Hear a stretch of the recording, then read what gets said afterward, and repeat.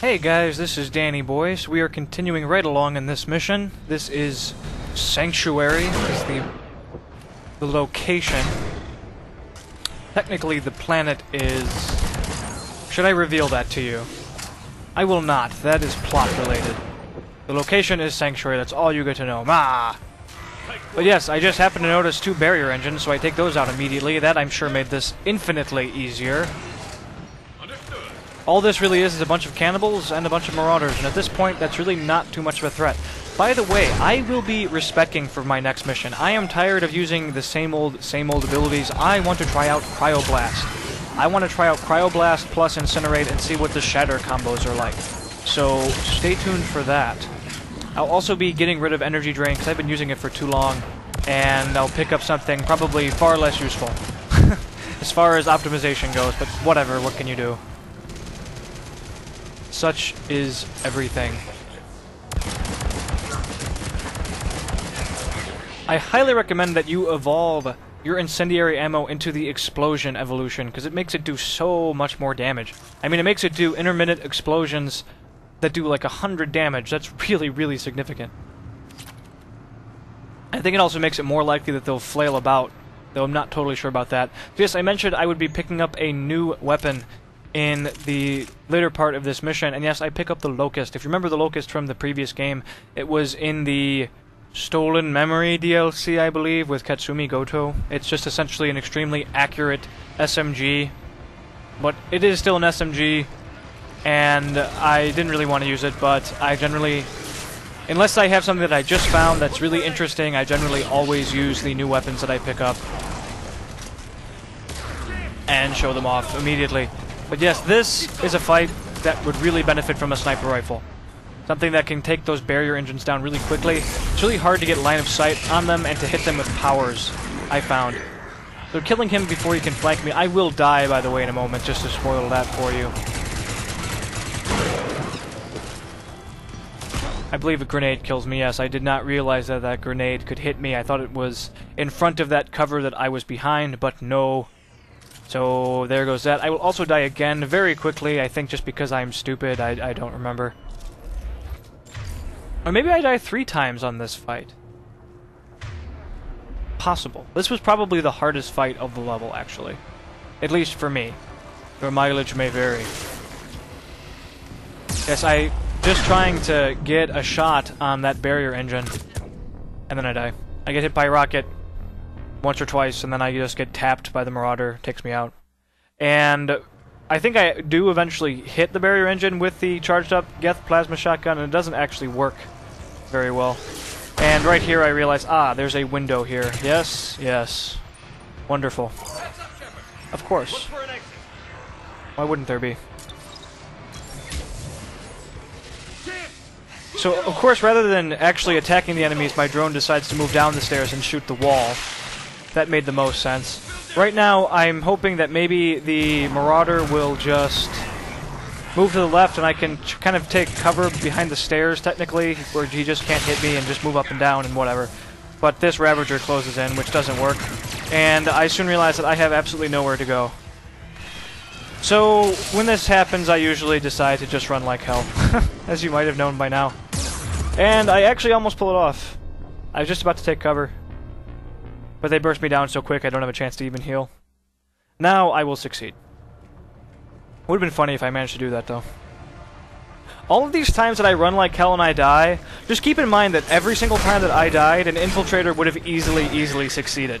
Just something to think about in terms of how powerful Tactical Cloak actually is. If you're using Tactical Cloak just as a damage boost, you are not using that ability to its full potential at all.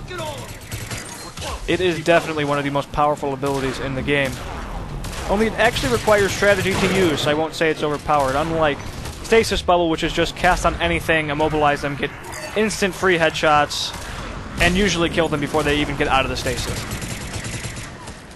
Still gonna use it when I play an Adept, though. I guarantee you I would rather use that than Singularity. Because I just love Stasis. I loved it in Mass Effect 1, I loved it in Mass Effect 2, and I will love it in this game as well. Mass Effect 2 was probably one of my favorite bonus skills.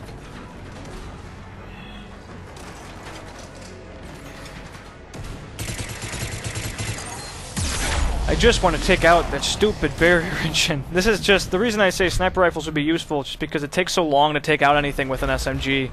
Especially an unmodded SMG. But now I'm starting to just give up. I'm going to try killing him faster than the barrier engine can kill him, and I'm actually going to succeed, believe it or not.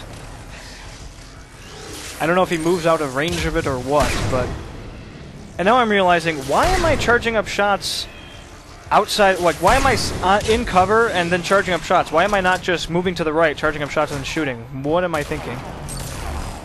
Yes, whenever you have a corner, there's absolutely no reason to charge up shots in cover and exposing yourself. Just charge up shots on the one side of the corner, peek, shoot, and then charge again. It's really basic strategy, and I have no idea what I was thinking.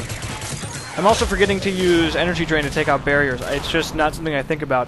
All of these are, or at least that is just a habit from Mass Effect 2, because it didn't work in Mass Effect 2. And I played that so long that I just assumed the same rules apply. I will adapt eventually, though.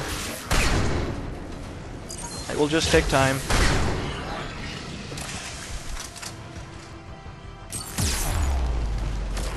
But this fight is almost over.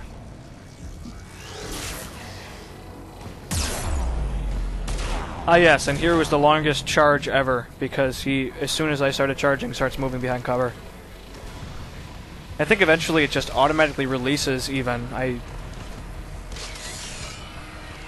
never really get the opportunity to use it. I think I cast a power and it just fires without... Yeah, right there. That wasn't intended. But whatever.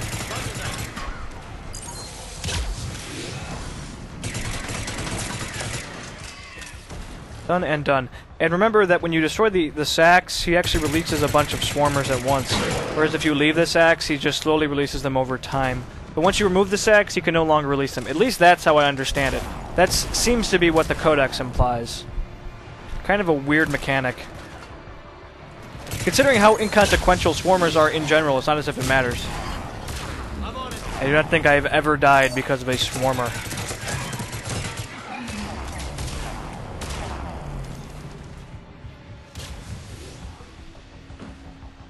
I am tired. Let's see, it is 4:20 p.m. I have been up since 8 p.m. yesterday. So, 20 hours. I will not be going to bed anytime soon. I have a bunch of target practice videos to put out today. Along with this and episode 50.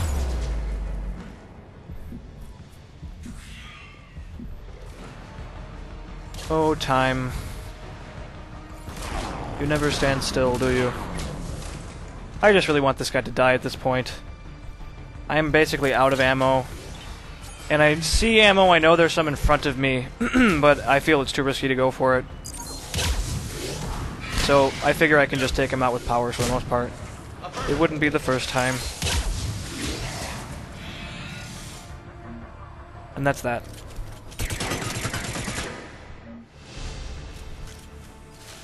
And I finally hit level 40. Whippy. We were just skipping ahead. There was a lot of plot stuff, a lot of running in this video, so all of these transitions, it's just me skipping all the running and all the talking. Because as you know, I do not generally post spoilers unless I feel they are incredibly minor. And even then, I generally warn you.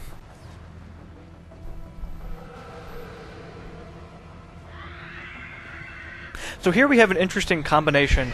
For the first time ever, well, that'll come in just a moment, but we are going to have two brutes, which we've done that before. But I am not afraid. So I do have some trouble. I'm mistiming my rolls, and I was just totally boxed in this corner. I just had nowhere to even roll, which was a problem, but I do manage to get out. I didn't realize that there was a little ramp here. Otherwise, I wouldn't have stayed in there, really. But all was well.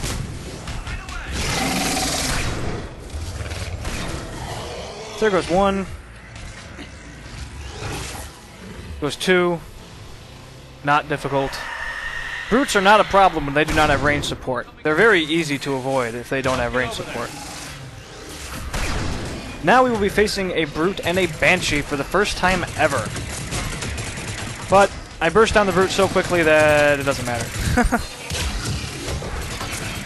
Just grenades, carnage, incinerate, whatever Garrus has. Not a problem. This was a fun mission, though. I did enjoy it. There was difficulty, but it didn't seem like frustrating, just really asinine difficulty. It was more just, oh, okay, I need to do this, I need to do that. There isn't luck involved. It's not just this horrifyingly long process of stupidity. And I thought I was just hit by her scream, but it didn't seem to do anything to me. I could swear that that removes shields, usually. Maybe there was cover in the way. It's possible. But yes, and a single Banshee on her own is also not a threat by any stretch of the imagination. Even if she shoots me with warp, and she actually does shoot one and I do get hit by it, but it's more because she was right about to die and I just didn't care. It's very easy to avoid those warps. I think you can actually even outrun them if you have the room. But much better solution is just to take cover, to duck around a corner.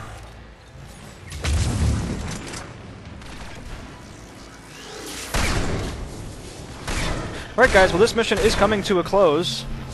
As always, thanks for watching. Stay tuned for more. Have a good one.